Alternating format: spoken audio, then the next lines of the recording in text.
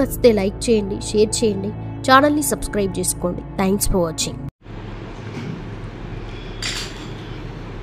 అందరికీ నమస్కారం. నిన్న కందుకూరు పట్టణంలోని హరిణి హాస్పిటల్ నందు సుమారు 2:30-3 గంటల ప్రాంతంలో ఒక నలుగురు ఎజ్రాలు, వారి పేర్లు లావణ్య, పింకీ, బుధుడు సౌజన్య, కందిపాటి విజయలక్ష్మి అనేవారు అక్కడ భిక్షాటన కోసం వెళ్ళి, అంటే డబ్బుల కోసం వెళ్ళి అక్కడ డబ్బులు అడిగితే ఫిర్యాదు అయినటువంటి ఆదిలక్ష్మి, పుట్ట ఆదిలక్ష్మి నర్స్ అక్కడ పనిచేస్తుంది. ఆమె వచ్చేసి ఇప్పుడు డాక్టర్ గారు లేరు, తర్వాత రమ్మని చెప్పడం జరిగింది.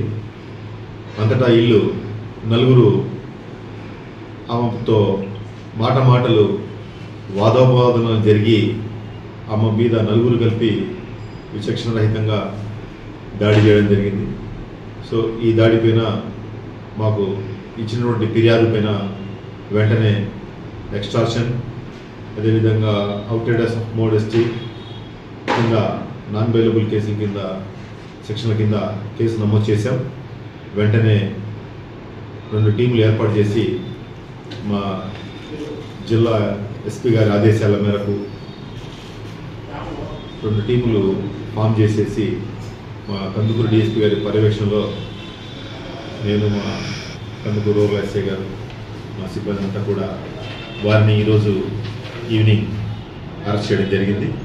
వారిని రేపు ఉదయం కోర్టులో ప్రవేశపెడతాం. ఈ సందర్భంగా మేము ప్రతి ఒక్కరికి తెలియజేయడం ఏమంటే, ఎవరు కూడా ఇటువంటి కార్యకలాపాలకు పాల్పడినట్లయితే వారి మీద కఠిన చర్యలు తీసుకోవడమే కాకుండా వారిపై షీట్స్ కూడా ఓపెన్ చేయడం జరుగుతుంది. కాబట్టి ప్రతి ఒక్కరూ ఈ విషయంలో జాగ్రత్తగా ఉండాలి.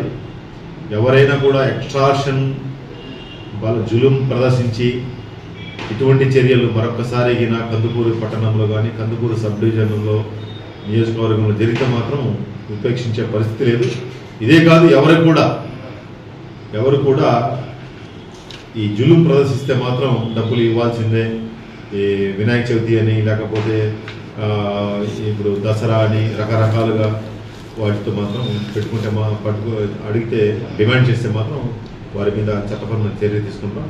ఈ విషయాన్ని పత్రికా సోదరుల ద్వారా అందరికీ తెలియజేస్తున్నాం. కాబట్టి దయచేసి ప్రతి ఒక్కరు కూడా చట్టాన్ని ఎవరు కూడా చేతులు తీసుకోవద్దు. అంతేకాకుండా ఎవరైనా కూడా ఇబ్బంది పడినట్లయితే, ఎవరైనా కూడా అయ్యా మాకు వీళ్ళు ఫలానా వాళ్ళు వస్తున్నారు, డబ్బులు డిమాండ్ చేస్తున్నారు, లేదా ఫలానా వాళ్ళు వస్తున్నారు, ఇబ్బంది చేస్తున్నారు చేస్తే మాకు వెంటనే మా ఫోన్ నంబర్లకు ఫోన్ చేయండి, లేకపోతే 112 కాల్ పైన ఫోన్ చేయొచ్చు. మేము వెంటనే స్పందిస్తాం. ఇటువంటి సంఘటనలు మాత్రం పునరావృతం కాకుండా గట్టి చర్యలు తీసుకోవడానికి ఇప్పుడే మా నెల్లూరు జిల్లా ఎస్పీ గారు ఆదేశాలు ఇవ్వడం జరిగింది. దీని మీద మేము కూడా ఒక గట్టి ప్రణాళిక కూడా ఏర్పాటు చేశాం. ఇటువంటి ఎవరు చేస్తూ ఉన్నారు అనేది వారిని కూడా పబ్లిక్ దగ్గర నుంచి సమాచారం సేకరించేసి వారిపైన నిఘా ఉంచి అటువంటి వాళ్ళకి ప్రయత్నం, ఎక్స్ట్రాక్షన్, ఇటువంటి కార్యకలాపాలు ప్రయత్నాలు చేయడానికి అవకాశం ఉన్నట్లయితే వాళ్ళు ముందుగానే ఐడెంటిఫై చేసి వాళ్ళ మీద కేసులు కట్టి జైలు పంపించడం జరుగుతుంది. కాబట్టి ప్రతి ఒక్కరు కూడా జాగ్రత్తగా ఉండాలని అందరికీ కూడా హెచ్చరిస్తున్నాం.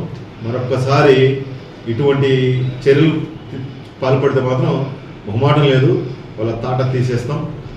వెంటనే కూడా వాళ్ళు జైలుకి పంపించడం జరుగుతుంది. Thank you to all. చూసారుగా ఫ్రెండ్స్, వీడియో నచ్చితే లైక్ చేయండి, షేర్ చేయండి, ఛానల్ని సబ్స్క్రైబ్ చేసుకోండి. Thanks for watching.